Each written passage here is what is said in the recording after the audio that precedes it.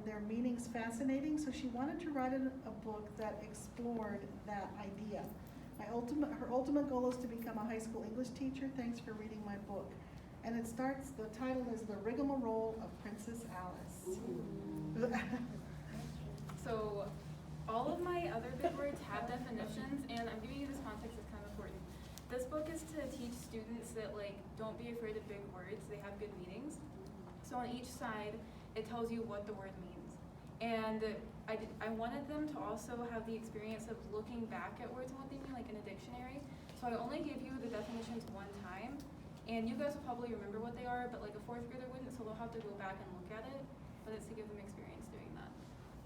And Rigamarole means a long, rambling story. I like that. Which is exactly what it is.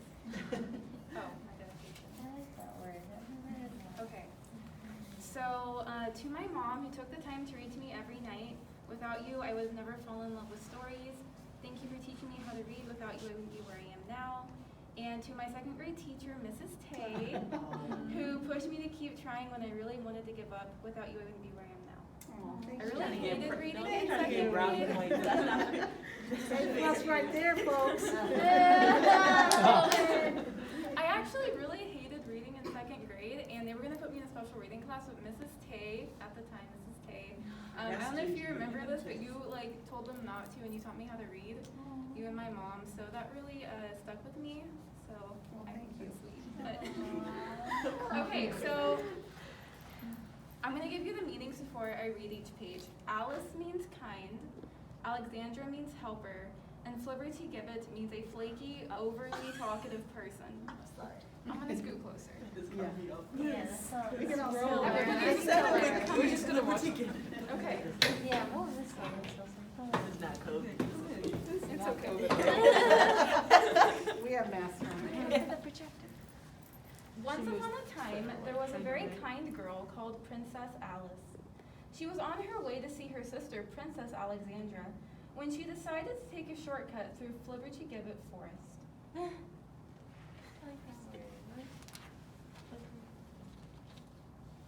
Eradicated means a tree with its roots exposed. Princess Alice remembered her sister warning her to beware of shortcuts in case she were to end up in the eradicated woods. It wasn't long before Princess Alice got lost.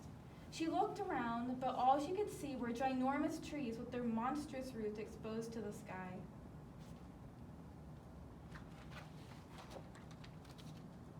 Skedaddle means to depart quickly. Nervously, she felt in her bag for her favorite toy, Sir Skedaddle, but all she could find were cookies. Sir Skedaddle was nowhere to be found. Princess Alice began to panic.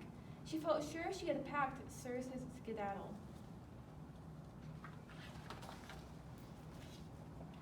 Troglodyte means someone who lives in a cave. Suddenly, Princess Alice heard something whooshing in the forest. "Hello?" she cried tentatively. "Is anybody there?" "Troglodyte," the voice responded creepily. What did you say?" Princess Alice inquired nervously.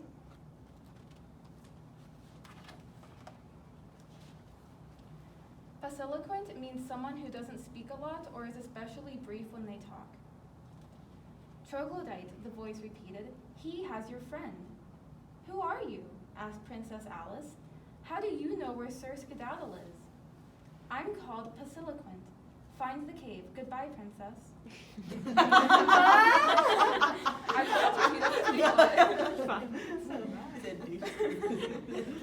What cave? Princess Alice thought. But before she could respond, Basiloquent disappeared into the forest.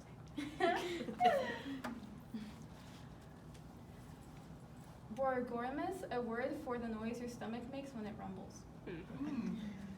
To make matters worse, she was starting to feel ravenous. Eventually, Princess Alice reached a clearing. She spotted a crooked sign that read Borborgimus Village. In the clearing were 3 houses, one made from a large, magnificent pumpkin, one made from ooey gooey cakes, and one made from deliciously melting ice cream. Princess Alice could feel her tummy rumbling. Looking at the houses did nothing to ease her hunger.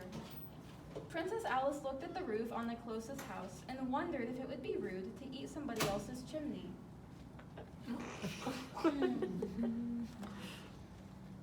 Obviously, it would be impolite to eat a whole house, but perhaps it would be considered acceptable to nibble a window or lick a shingle or two in a time of need.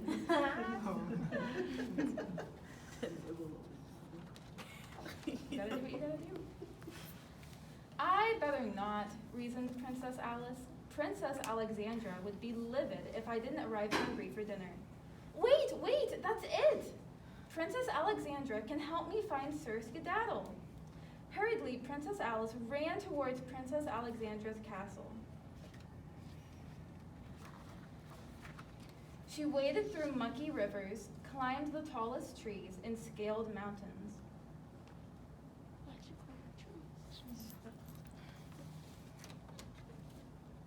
Bumbershoot is an umbrella. Finally, she arrived at Castle Bumbershoot. Alexandra, you must help me find Sir Skedaddle. He's been taken by someone called Troglodyte, cried Princess Alice.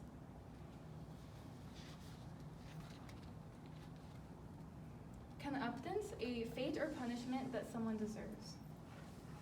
Alarmed by her sister's cries for help, Princess Alexandra hurriedly began making a plan. After some thought, Princess Alexandra had a plan. We will find your toy, and Troglodyte will have to face Count Comeuppance. He's stolen too many toys to his cave and will answer for his actions, she stated. The two sisters set off to find Sir Skedaddle.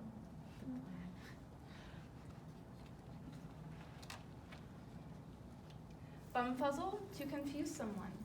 Codswallop, nonsense. Hocus pocus, nonsense. Malarkey, nonsense. Brouhaha, an overexcited response.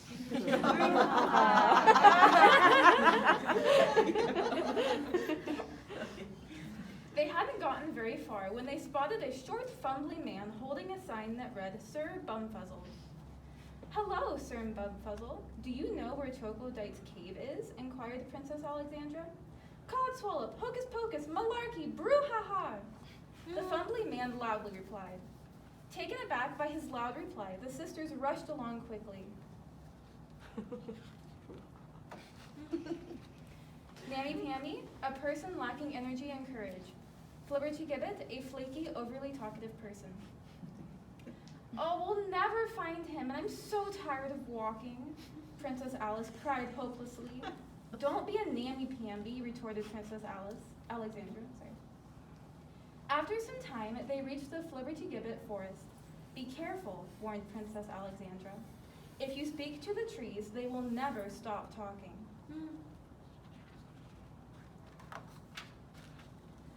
Not bothering to listen to her sister, Princess Alice darted into the woods. Sir Skedaddle, she cried. Where are you? Well, hello, dear, a tree greeted. Ah! Screamed Princess Alice. Wait, come back, talk to me, cried the tree. Princess Alice ran as fast as she could to Princess Alexandra. Told you so, Princess Alexandra huffed. Catawampus, disorganized when something is not arranged correctly. The sisters looked around trees, behind large rocks, and just when they began to give up hope, Princess Alice spotted a broken sign. The sign read, Catawampus. For the lack of anything better to do, they made their way in the direction of the broken sign pointed. Finally, they spotted Troglodyte's cave. Princess Alexandra boldly marched in. I demand you give us Sir Skedaddle, she barked. Alarmed, Troglodyte ran to the corner of the cave. Wait, please don't be scared, Princess Alice said softly. We'll offer you a trade. This piqued Troglodyte's attention. What do you offer? He sneered. Cookies, Princess Alice pulled 2 cookies from her bag. Deal, replied Troglodyte greedily as he waddled away into the back of his cave. Immediately, Princess Alice found Sir Skedaddle. I'm so glad you're safe. I am never leaving you out of my sight again. And they lived happily ever after. Aww.